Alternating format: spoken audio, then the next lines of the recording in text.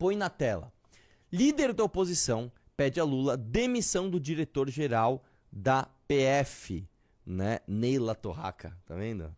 Vamos lá. Gilberto Silva cita viagem de André Rodrigues custeada pelo Banco Master ocorrida em um momento em que o banco já era investigado, né? Desce um pouquinho. Realmente é o que eu falei ontem, cara. Eu só não sabia que já tinha investigação sobre o Master, né? Eu sei que ele já estava sendo travado pelo Banco Central, algumas operações do Master já tinham sido travadas, e aí o André Rodrigues vai lá e faz um negócio disso, né? O líder da oposição da Câmara dos Deputados, cabo Gilberto Silva, protocolou nessa quarta um requerimento para que seja sugerida formalmente ao presidente Lula a destituição de André Rodrigues do cargo de diretor político. E não vai acontecer, né? Eles são parça, né? Segundo o parlamentar, a indicação ao petista é fundamentada na necessidade urgente de preservar a integridade das instituições do Estado, né?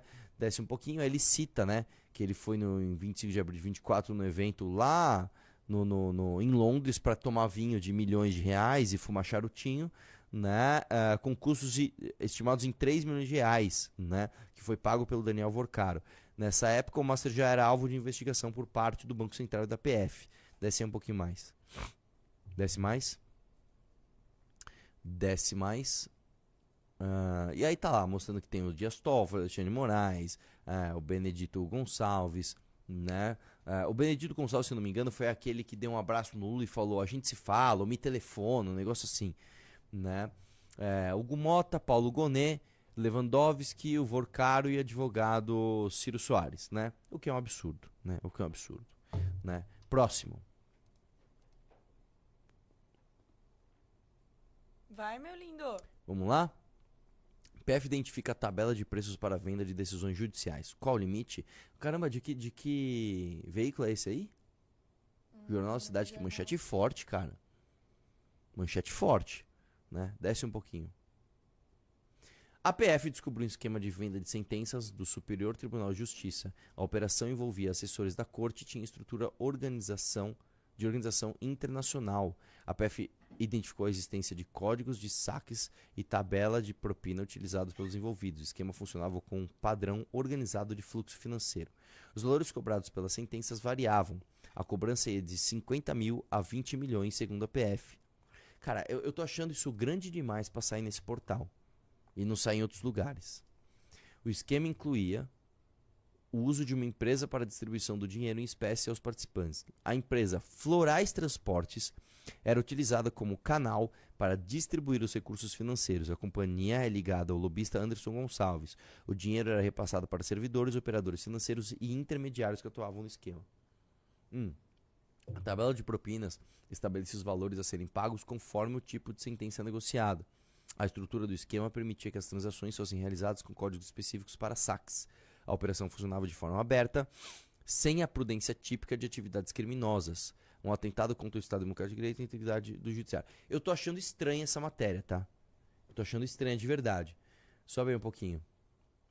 Estamos vivendo graças a... Posso falar? Eu não sei se essa matéria é muito confiável não, tá? Por quê? É uma matéria com uma manchete muito forte. Isso aí, mano, você é louco. Isso aí dá plantão da Globo. Isso aí dá plantão. Isso aí dá Jornal Nacional. Deixa eu ver, ó. Deixa eu jogar aqui pra ver se tem... Porque assim, você viu isso em outro lugar? Eu não vi isso em outro lugar. Mas aqui, ó, consta. Não, mas isso aí... Não, sim, ó. Aqui mas ainda não, não cara, saiu isso mesmo. tá muito... Só tá no X e no Facebook. Não, mas tá estranho demais. Porque isso é o tipo de coisa, Luísa, que assim, ó, se estoura, os caras pegam uma planilha, isso aí para plantão da Globo. Descobriram uma tabela que tem aqui o valor de venda de sentença com nome de juiz, com você é louco. A galera disse que tem na CNN. Não sei. Deixa eu ver se tem na CNN. Coloca assim, coloca, é que você colocou uma matéria muito específica. Coloca assim, tabela de preço, venda de sentença.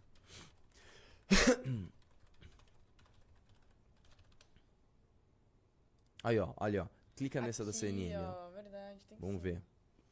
Tabela de propina, códigos e saques com venda de sentenças no STJ. A investigação da Polícia Federal aponta a cobrança de propina que virava entre 50 mil a 20 milhões uso de empresa. Tá, desce um pouquinho. Tema investigado pela PF de venda de sentença tinha estrutura multinacional com divisão de tarefas e tabela de propina. PF apontou um relatório obtido pela CNN que o funcionamento financeiro tá. O inquérito aponta que parte interessada na decisão judicial pagava valores ao advogado Roberto Zampieri, que atuava como intermediário do esquema. Zampieri repassava parte do dinheiro para a empresa Florais Transportes, ligada ao lobista Anderson Gonçalves. Desce um pouquinho. Acabou. Ah, não, acabou. Vai. Aí ela distribuía dinheiro para os servidores, tal, muitas vezes por meio de saques em dinheiro vivo. Zampieri foi assassinado em 23 e seu homicídio desencadeou grande parte do avanço das apurações. Caramba, velho.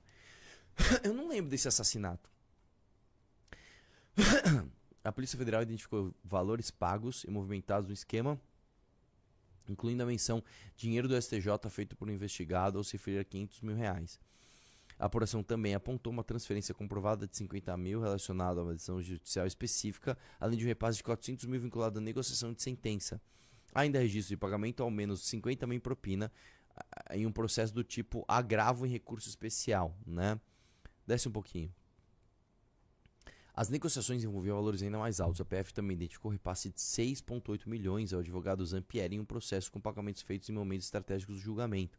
Em 2021 e 2023, o operador financeiro recebeu mais de 6 milhões da empresa lá dos Florais, né? Houve casos em que se discutiu a necessidade de preparar uns 20 milhões para investir lá em cima, indicando possível compra de decisões de maior valor, aponta a PF. Né? Entre 19 e 23, Zampieri transferiu 7 milhões para a empresa Florais. Como funcionava a cobrança? As mensagens obtidas dos celulares iniciais mostram que o pagamento era condicionado ao que fosse decidido. Na decisão, ele paga.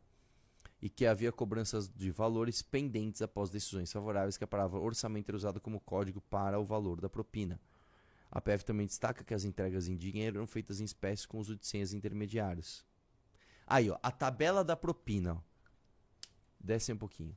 Pelo relatório da Polícia Federal, os valores para vendas de sentenças variavam entre 50 e 220 milhões, a depender do caso. Vamos lá. Decisões menores de 50 mil, decisões médias de 400 a 1 milhão, decisões grandes de 6 a 7 milhões, grandes interesses até 20 milhões. Grandes interesses é tipo assim. Você tem um super passivo tributário de centenas de milhões de reais. Beleza, aí... E assim, vamos lá, gente. Todo mundo sabe que isso existe, tá? Todo mundo sabe que isso existe. Todo mundo sabe que isso existe. No relatório parcial, a PF conclui que o dinheiro seguia um fluxo estruturado e repetido, indicando a organização criminosa, tarará, tarará. Desce um pouquinho mais.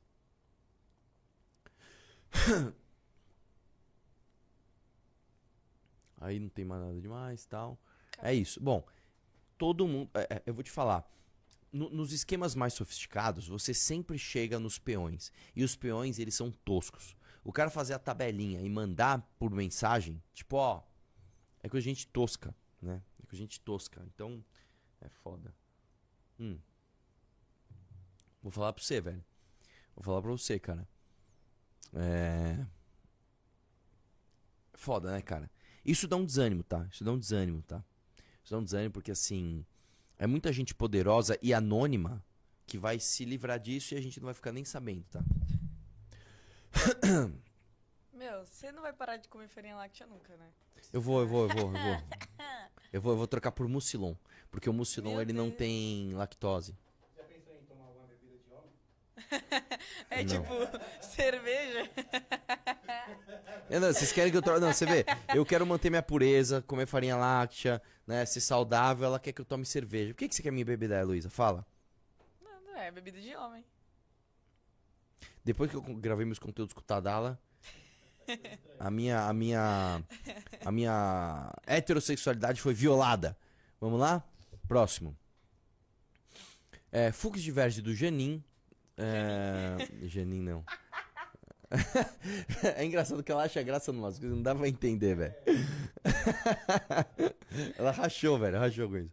Fux diverge de Zanin e vota por eleição indireta para o governador do Rio de Janeiro. Você sabe que tá tendo uma polêmica no Rio de Janeiro, né?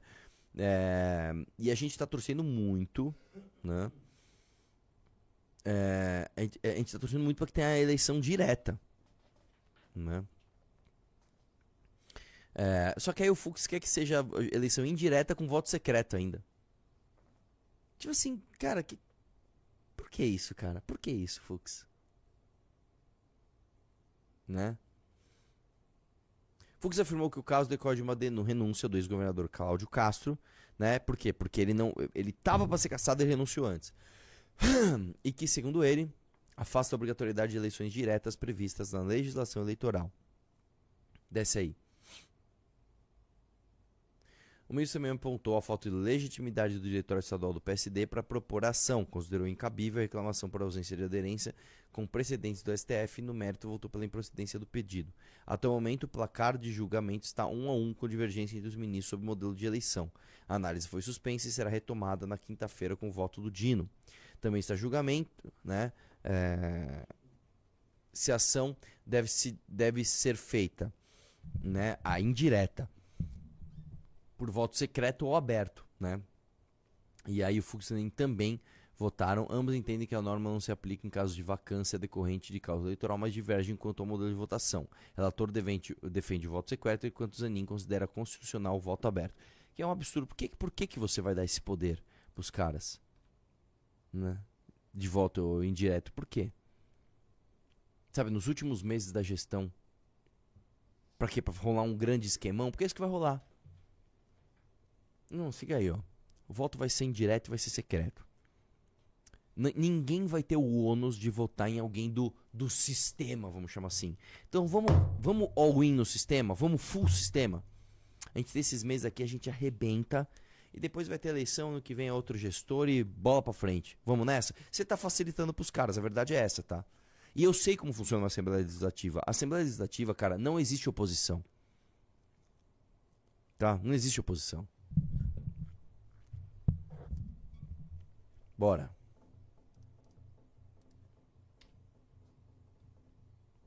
Troca de farpas entre Gilmar Mendes e Carmen Lúcia sobre o TSE.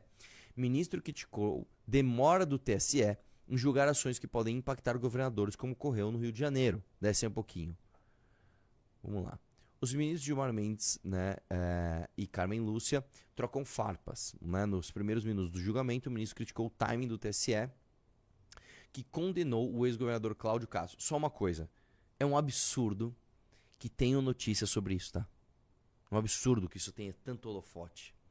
Se a gente quer decisões sensatas, afastada dos calores populares, como é que você pode ter... É quase fofoca, sabe? Tipo assim, olha, o ministro trocou farpa com a ministra. Como é que você pode ter uma corte blindada, sabe, das contaminações dos calores sociais, se você tem esse tipo de notícia? É tudo errado, no Brasil é tudo errado, mano. Vamos lá. Nos primeiros minutos do julgamento, o ministro criticou o timing, né, do julgamento e condenou o Cláudio Castro. O processo teve início em 22, a primeira instância, mas só começou a ser julgado pelo TSE em novembro do ano passado e terminou em março, após 2 pedidos de vista, mais tempo análise e recesso do judiciário. Decano afirmou que se o julgamento tivesse ocorrido antes, não havia tantas dúvidas remanescentes em torno dos efeitos da decisão do TSE. E ele está certo, tá? Ele está certo. O TSE foi lerdo nisso. O TSE errou no timing. Tá? Como é que se toma uma decisão dessa em ano eleitoral, velho? Como? Eu quero fazer uma consideração à guisa da problematização que marca esse julgamento, que é a questão da sua duração no tempo. Começa em novembro e se estende até os nossos dias, o que de fato acaba por gerar problemas como nós estamos vivendo agora, com todo esse questionamento e essas implicações. Me parece que essa questão é fundamental. Desce aí um pouquinho. Vamos ver o que a Carmen Lúcia respondeu. Aí ele fala que certamente se o julgamento tivesse ocorrido antes e tivesse havido embargos de declaração, nós não teríamos essas dúvidas que são extremamente relevantes para o delineamento da controvérsia. Né? A presidente do TSE não deixou a crítica sem resposta, aspas dela. A ministra relatora liberou imediatamente, foi colocado um pedido de vista, a vista foi devolvida em uma quinta-feira e eu imediatamente pautei para a primeira sessão subsequente. Uma terça, houve no pedido de vista e de público naquela sessão, ficou combinado que haveria um prazo menor, não de 30 dias, até para evitar a eventual renúncia fosse debilitada nessa conta. Fica parecendo que ficou lá, ficou na gaveta, não se tomou providências, apenas para esclarecer. Não, nem teve troca de farpa, né? Desce um pouquinho aí. Como eu respondi a Vossa Excelência, quando fui questionado, estou com a certidão. O voto não está no plenário para que eu possa liberar a pauta. Em outro momento da decisão, a Alexandre Moraes saiu em defesa da presidente, né? A Carmen Lúcia acelerou o julgamento. Não, eu vou te falar uma coisa, cara. Os ritos do TSE, estando na mesa e todos sabendo como é que funcionam os prazos, Você como presidente, você pode sim chegar e falar, pessoal, é o seguinte, ó, a gente não pode deixar que isso aqui se estender. Começou em 22, a gente não pode julgar em novembro de 25. Vamos acelerar isso aqui. Isso aqui é importante demais. Né? E isso mostra outro problema também, né? Como os prazos, né, das Supremas Cortes, eles são absolutamente irreais, né, com o que o Brasil precisa. Né? Vamos lá, próximo.